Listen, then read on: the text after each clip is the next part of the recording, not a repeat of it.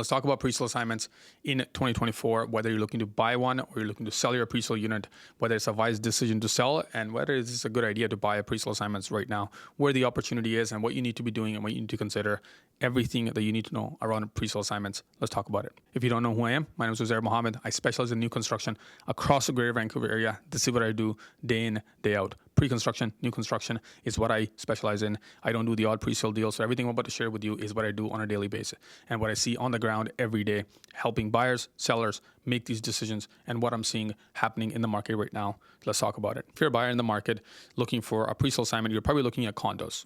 Rarely you're looking at townhomes. Majority are going to be condos.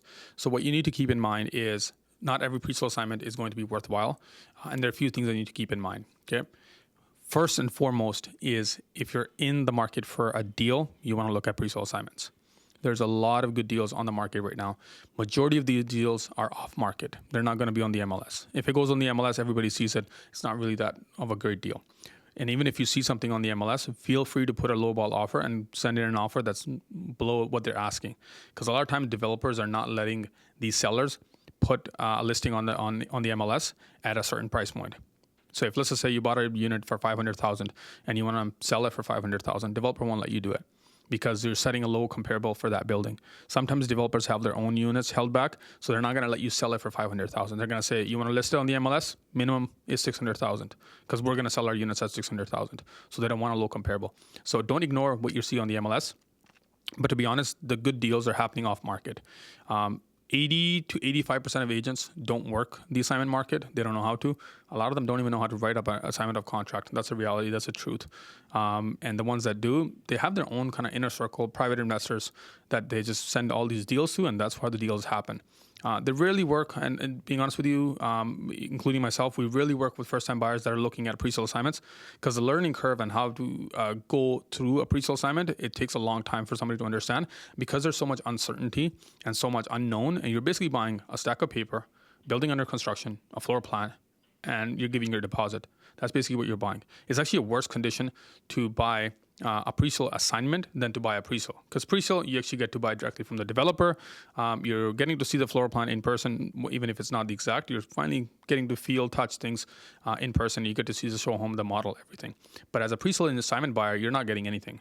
And that's why a lot of these agents that work the assignment market, they send these deals to their private investors, people that they work with, past clients, because they understand there's a trust factor that you need to trust your agent when you're buying these assignments, that they're going to protect you in the contracts. But overlooking all of that, if you can look past that and say, I want a good deal, I want to buy into a presale condo, I get a brand new unit at a really, really good price point, then presale assignments are for you. Okay. And when you're looking at presale assignments, you need to look at specific dates of contracts that were picked up or bought as a presale back in 2021. As soon as you see a presale contract that's past 2022, it doesn't make sense for you to buy it because the dollar per square foot cost is so high and so rich that you're probably not going to get a good deal. And the seller probably is not going to sell it to you because they're probably losing so much money on it.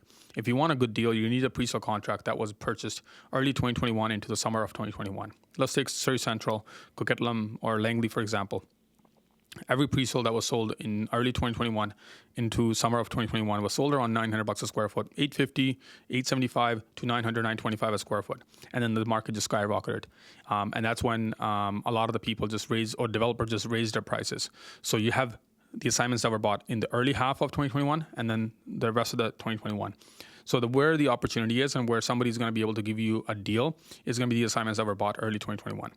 And the way you do that is when you approach a deal, you're going to go and offer a deal or offer a price to the seller. They're already probably asking a price point, which they're not going to get. The way you present your offer and say, listen, cash offer, ready to go, pre-approved buyer, here's what we're looking to buy. We're willing to give you $500,000 for the unit that you bought. Then they're going to do the math. And the way most sellers and presale assignment sellers kind of operate from their mindset is I've held this money for 10%, 15% for 3 years. I need a return on this.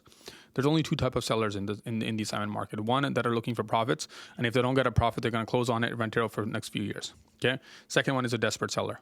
The desperate seller is the one that you want. The one that bought multiple units or the one that just can't close on it, and they will lose money. If they don't close on it, the unit goes back to the developer, and they're going to lose their entire deposit and possibly get sued. In lower purchase price, not much happens in regards to legal lawsuits against buyers. But if the purchase price was really high and they committed to a purchase price and then they forfeit their deposit, then developers go after them for the difference of what the value of the unit is now and what they bought it for. But these sellers, you're going to find the desperate ones, and you're going to find the ones that are looking for profit. You want the one that is desperate. And the way you know that is how you're asking their price point. And to be very honest with you, a lot of the agents that are selling these assignments don't really know how to price these assignments in the first place. They think they're going to get market value for these assignments. If you're a buyer, you need to work with an agent who's sharp, who's aggressive, and who knows how to structure deals. Deals are not structured always on price. Deals are structured on how the deposit is moved, the money is moved, how the assignment fee is moved, because you want to make it easy for the seller.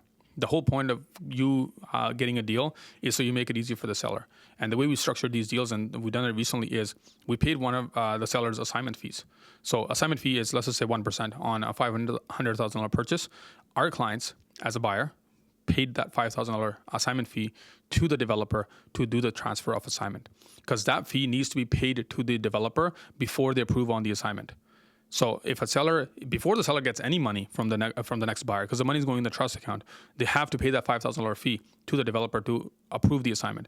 So we made it easy for them and said, hey, give us a better deal, lower price point. We'll pay the $5,000 assignment fee, because they didn't even have $5,000 to pay to the developer. So there's a ways to structure these deals, but you want to make sure that you find the right person to work with you and present you with these opportunities. And don't go in there thinking that you're going to get the world and you're just going to, for a $500,000 unit that has a comp of $600,000, you're going to go in there putting $450,000. You're wasting everyone's time. That's not what this market is. So be realistic. You'll get a good deal. You're looking at about 10 to 15% below kind of what the highest comparables were in the market. So that's how you're going to be finding these deals. Make sure you're approved. Make sure you have the down payment ready to close, because once you take on this contract, your deposit is either in the trust account or you're giving it directly to the seller. There's ways to structure these deals. I don't want to go into it, but as a buyer, those are the things that you want to keep in mind. Now, let's talk about sellers. If you are a seller of a presale assignment that you bought in early 2021 into the summer of 2021, please hold on to your unit. If you cannot, for whatever reason, this is like your last resort to sell, then sell. But I urge you to hold on to your units, because what's going to happen is in the next year and a half, all the other comparable developments and projects are going to complete, and you're going to realize how they're already pre-sold at $150 a square foot more than what you paid for it. You're automatically going up in price because the market comparables are in now and the projects are complete, and you have higher comparables in the market. And that's how you're going to keep value of your unit. Don't throw your units away if you're a seller. And again, there's going to be people that just can't close on them. Then you have to take this as a learning curve and go in there with a sharp price. Okay. Don't go in there thinking my unit is worth $600,000, so I want $575 for it. No one's going to pay you $575. You want to sell that unit, you're going to go in there asking, say, my purchase price was $500,000. My cost of selling is $20,000. I'm probably going to go in at $530, $540. That's how you're going to sell a presale unit that you cannot close on. Because the last thing you want to do is you want to slowly come down in price over time. And then by the time the developer sends you a completion notice for 15 days, there's no buyer. You're forfeiting your deposit. There's no point in you wasting that entire time trying to get a higher price point when there's nobody willing to pay for that price point. So be realistic, be understanding of your own situation and say, you know what, it's a learning curve. Forget it. 2 years, at least I get my money back and I move on to a different investment or whatever you want to do with the money. But most importantly, understand your situation and what the market is offering. There is a flood of assignments in the market right now. Okay. And they're from investors that bought multiple units, speculation, all that stuff. Nobody really is a speculator when they buy a presale unit. They're all investors. But when the market goes up $100,000 or they just can't close on them, then they become speculators, and then the people call them speculators. But mostly people are going there as an investor by nature, and then they become speculators when they see a $100,000 flip happening. They're like, oh yeah, we'll just flip it. And then people call them speculators. But mostly I think people naturally, by nature, they are investors and they take risks accordingly. And then when things are really well on their profits and stuff, then they flip them. Then people call them speculators. But most people are going to be people that buy units and they want to close on these units. If you are in the mindset that you are going to close on the unit and then you're going to be able to sell it 1 or 2 months later, I want you to understand something. As per the CRA, if the unit is never lived in and it's considered a brand new property, if you put it on the market vacant, never lived in, there's going to be second GST applicable. Okay, there's scenarios happening all the time and nobody talks about these. Is even if you paid a 5% GST to close on this property, you're going to be going in there and putting it on the market again. You're going to be the next buyer is going to pay the GST again. And mostly, if the buyer's agent is smart, they're going to put in the contract saying that the GST is included. And when that contract goes to the lawyers of the buyers are going to advise this property is considered brand new. So that GST is $30,000 or $25,000. You have to get that out of the seller's proceeds because they said it in their contract that the GST is included. So please work with somebody who's going to be able to navigate this through with you. There's a lot of people getting screwed over these things. They just don't know what they're doing, and they're working with people that don't know what they're doing. So it's very important to understand what situation you're in and who you're working with. Get the contracts reviewed by lawyers. If your agent's not experienced enough, don't even work with them. Like, I'm being honest with you, they don't have enough time they don't have enough experience to help you, and it's just a waste of your time and waste of your resources and money. Find somebody who knows what they're doing, period. That's all I'm going to say. But as a seller, if you bought it early 2021, just hold on to the unit. You're going to do just fine because there's already hard comparables. If you bought it in 2022 and you paid a premium price point, you're going to be holding that unit for a long time before the market gives you the money that you want. And that's my honest truth to you. And it's something that I think a lot of people don't want to talk about. But I'm telling you, I see this market day in, day out. And I know how easy it is to overpay for presale units. You can look at tier 1 pricing of a presale project and tier 2 pricing of a presale project. There's a $20,000 price difference. For all you know, that's all your margins. And by the time you get to 50% sold or 70% sold for a presale projects, like, you're paying a premium plus 5% GST, land transfer tax. There's no money to be made on those units. The money's made in tier 1 and tier 2 pricing, and if you don't get those, just move on to a different project. I'm being honest with you. But yeah, that's about it. Assignments are a mess to deal with. We don't take on assignments from other sellers. Being honest with you, like, if we buy somebody a unit in a presale phase, that's when we go and help them and sell it, and we assign it because we know what we put in the contract and how we protect our buyer. But I get a lot of people messaging me, calling me, and say, hey, help me sell this assignment. I don't take them on. I'm being honest with you. I'm happy to look at it and say, hey, what do you think? What can we move this at?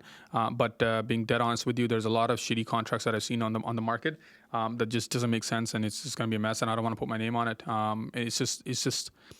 But I'm happy to look at it and say, hey, this is my advice. Within 10 minutes, I can tell you if it's going to move or not. So yeah, that's presale assignments. If you have any more questions around assignments or presales, feel free to use the link in the bio and then reach out, and I'm happy to chat with you.